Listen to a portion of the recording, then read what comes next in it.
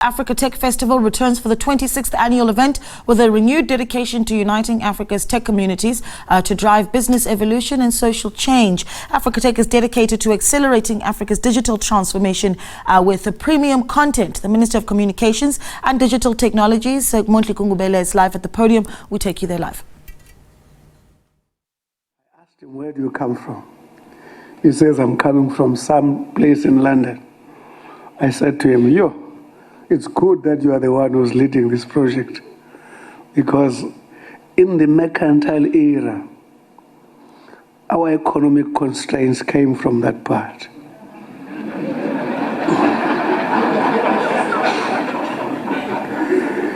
It is that part that prescribed how we deal with our commodities.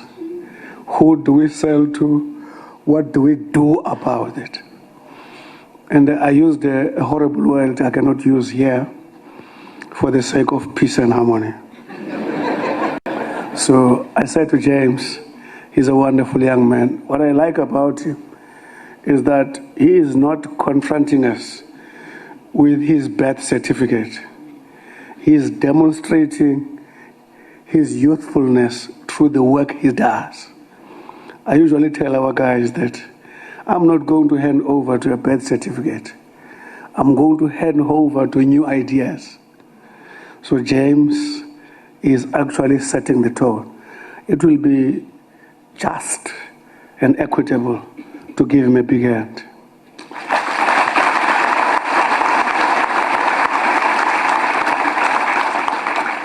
Of course, that includes our sponsors. Can we give the sponsors a big hand?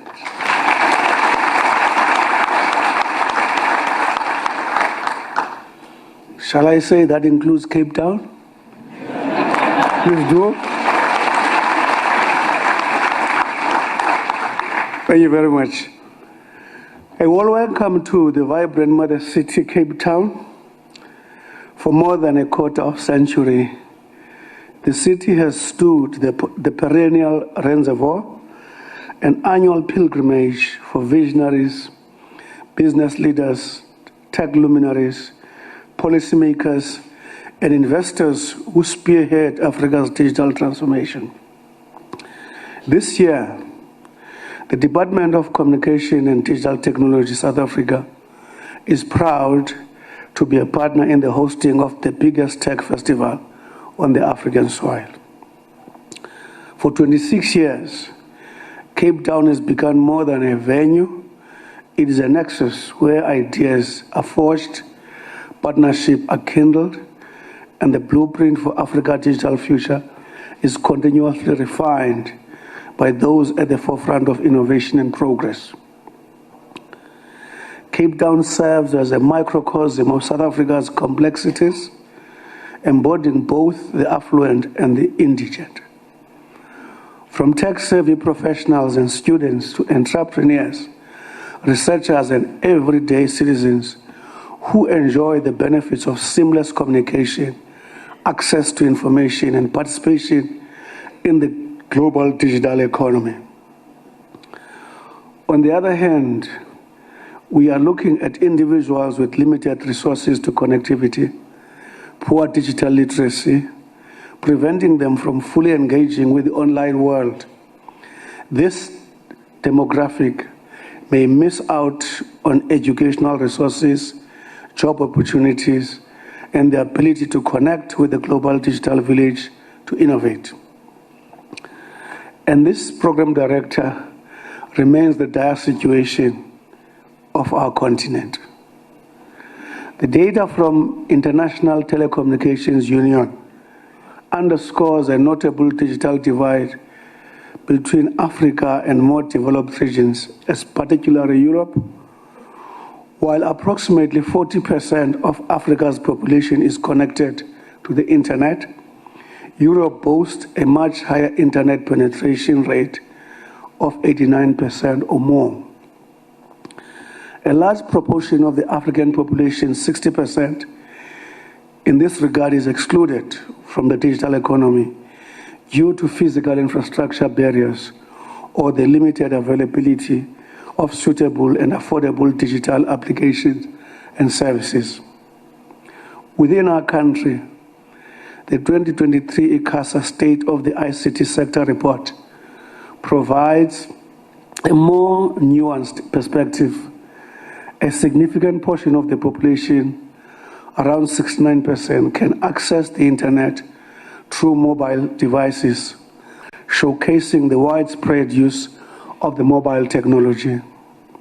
However, Program Director, a notable disparity emerges when considering internet access from home, where only about 10% of the population has access to internet connectivity, be it through fiber or fixed wireless access. The discrepancy indicates that while mobile connectivity is relatively prevalent, there is ample room for improvement in providing reliable and affordable home-based internet access.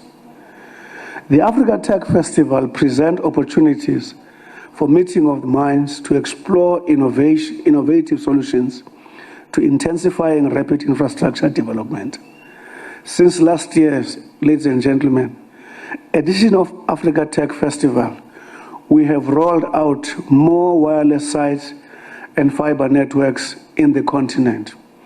Africa's total inventory of operational fiber optic networks reached 1.1 million kilometers by June 2022, and further 119,000 kilometers is planned, and another 69,000 kilometers is proposed. This is complemented by the boom in the submarine cable, with Google Equiano boosting Africa's capacity by 144 terabits, making it the largest of any installed submarine cables on the African continent.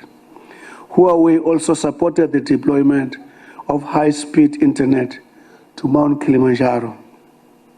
These partnerships, ladies and gentlemen, are a great example of meaningful collaboration, affirming that Africa remains a great investment destination hub. As we transcend this journey of meaningful digital connectivity, we hope to see more emerging opportunities in the telecoms and networking industry than before, with focus on improving network connectivity in Africa, ensuring more SMMEs and new players build their business in Africa, and greater collaboration partnership in fiber and cloud services. It is estimated a rollout of fiber optic backbone increases the GDP of African countries by up to 5%. Further, it increases the productivity and efficiency. Yesterday, we released Africa Fiber Broadband Initiative and Open Code Fiber Broadband Initiative, unpacking the vision toward a gigabit society in South Africa, close quote. This is the collaborative work between Digital Africa Council, Africa Analysis, the department, and Huawei, a great example of government-industry collaboration. Added to the fiber deployment is the growing demand for cloud platform services, especially in the era of digital transformation. The demand for data processing is growing rapidly. Thus, African countries are turning their focus to the cloud. The national cloud platform can serve as a foundation for a country's advanced technological innovation and can greatly improve the capability of governments and enterprises to adopt new technologies. A few examples of this demand. Amazon, for instance, recently announced it was launching its e-commerce service in South Africa, the second in Africa after it operationalized in Egypt. Next, in tandem, Microsoft and Oracle are also building and increasing their cloud services market. According to the Worldwide Works Cloud in Africa 23 report, 61% of organizations are increasing their spending in the cloud service. This is estimated at $5.5 billion. I acknowledge the expansion many African countries have made significant progress in building cloud infrastructure. For instance, the state IT agents of South Africa provide cloud services to over 28 government departments in the 9 provinces and intends to roll out over 400 e-government applications by 2024. For instance, Kenya's Konza National Data Center.